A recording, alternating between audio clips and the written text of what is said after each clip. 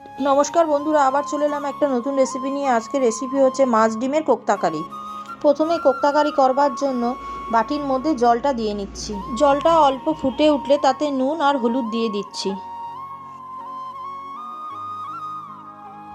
জলটা ভালো করে ফুটে গেছে, এবারে বেঁচে যাওয়া মাছগুলো দিয়ে দিচ্ছি। আর তার সঙ্গে দিয়ে দিচ্ছি 2টো ডিম। এবারে চাপা দিয়ে ভালো করে ফুটিয়ে সব সেদ্ধ করে নেব যতক্ষণ না জল শুকিয়ে যায়।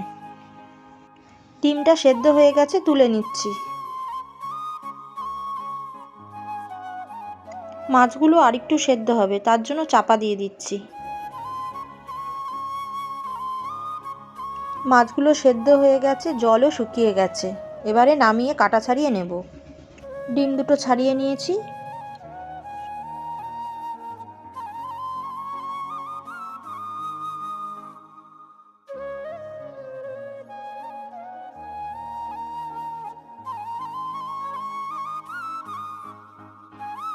মাছের কাটা ছাড়ানো হয়ে গেছে।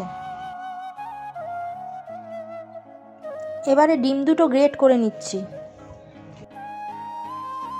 এর মধ্যে একটা সেদ্ধ করা আলুও গ্রেট করে দিয়েছি। এর মধ্যে এবার দিয়ে দিচ্ছি কুচনো পেঁয়াজ, কুচো করা লঙ্কা,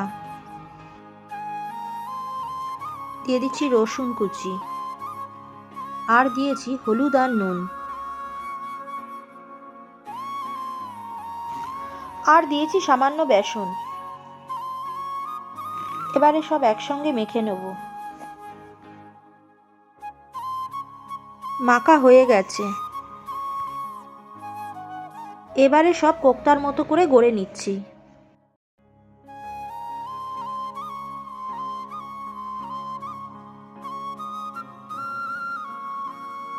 সবগুলো করা হয়ে গেছে। এদিকে মশলার জন্য লাগছে টমেটো, রসুন, কুচনো পেঁয়াজ, আর লাগছে কাঁচা পাকা লঙ্কা। এবারে সব একসঙ্গে বেটে নেব। বেটে নেওয়া মশলাটা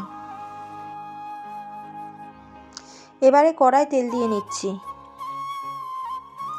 তেলটা গরম হয়ে গেছে, এবারে একে একে কোপ্তাগুলো ভেজে নিচ্ছি।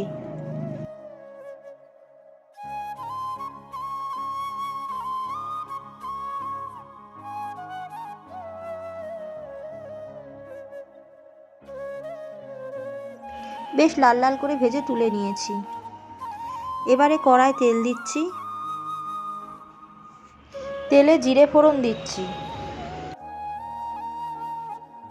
ফোড়নটা ভাজা হয়ে গেছে, এবারে মশলাটা ঢেলে দেব। এবারে গুঁড়ো মশলার মধ্যে দেব হলুদ গুঁড়ো, লঙ্কার গুঁড়ো, জিরের গুঁড়ো, আর দেব পরিমাণ মতো নুন।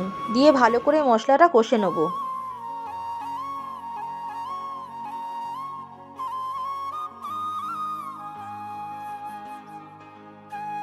মশলা থেকে তেল ছেড়ে গেছে, এবারে জল ঢেলে দেব।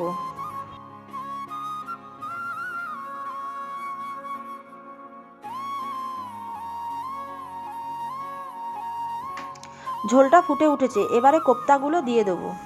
ঝোলের মধ্যে ভালো করে কোপ্তাগুলো ফুটিয়ে বেশ মাখা মাখা করে নেব। বেশ সুন্দর মাখা মাখা হয়ে গেছে, এবারে ওপর থেকে কাঁচা লঙ্কাটা দিয়ে দিলাম। আর দিয়ে দিচ্ছি গরম মশলা আর ঘি।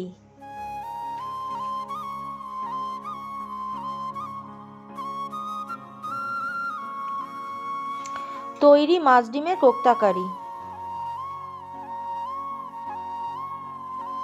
আমার রান্নাটা যদি ভালো লেগে থাকে তাহলে লাইক, কমেন্ট, শেয়ার করবেন।